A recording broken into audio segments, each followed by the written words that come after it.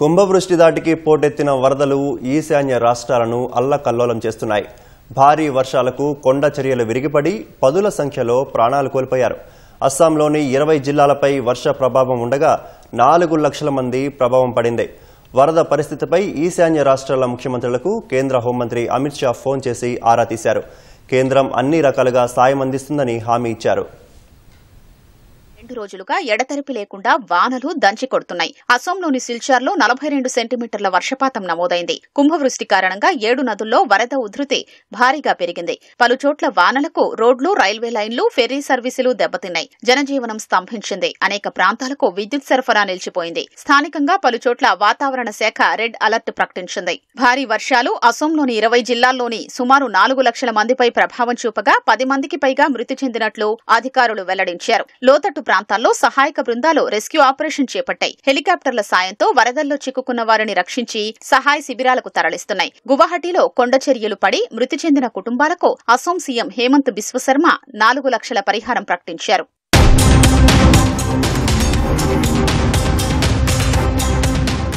మణిపూర్లో 48 గంటలుగా ఏకధాటిగా కురుస్తున్న వర్షాలతో 883 ఇళ్లు దెబ్బతిన్నాయి. 3802 మంది తీవ్ర ఇబ్బందులు ఎదుర్కొంటున్నారు. ఇంఫాల్ తూర్పు జిల్లాలోని లోతట్టు ప్రాంతాలు జలమయమయ్యాయి. వరదల్లో చిక్కుకున్న వారిని, ఆసుపత్రుల్లోని రోగుల్ని సహాయక బృందాలు సురక్షిత ప్రాంతాలకు తరలిస్తున్నాయి.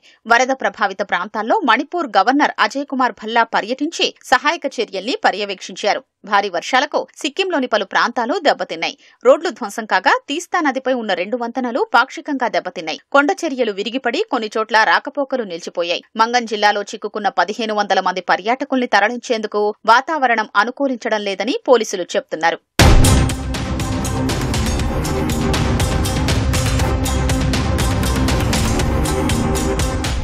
త్రిపురలోనూ వర్షాలు బీభత్సం సృష్టించాయి. 3 గంటల్లోనే 20 సెంటీమీటర్ల వర్షపాతం నమోదైనట్లు అధికారులు పేర్కొన్నారు. ఆకస్మిక వరదల వల్ల 3 జిల్లాల్లో 10,000 మందిని సురక్షిత ప్రాంతాలకు తరలించారు. అగర్తలాలో పలుచోట్ల మోకాళ్లలోతు వరద నీరు చేరి ప్రజలు ఇబ్బంది పడుతున్నారు. భారీ వర్షాల సూచన కారణంగా 8 జిల్లాలకు రెడ్ అలర్ట్ ప్రకటించారు.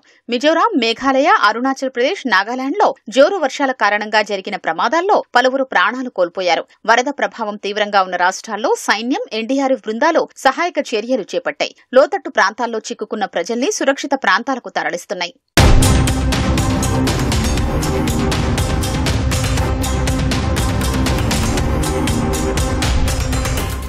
వరద పరిస్థితిపై ఈశాన్య రాష్ట్రాల సీఎంలకు కేంద్ర హోంమంత్రి అమిత్ షా ఫోన్ చేసి ఆరా తీశారు.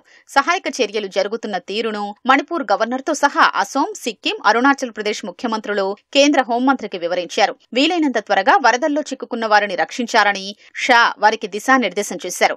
అందుకోసం ఎన్డీఆర్ఎఫ్, ఎస్డీఆర్ఎఫ్ బృందాల్ని సమర్థవంతంగా వినియోగించుకోవాలని సూచించారు. ఈశాన్య రాష్ట్రాలకు అన్ని రకాలుగా కేంద్రం సాయం అందిస్తుందని హామీ ఇచ్చారు.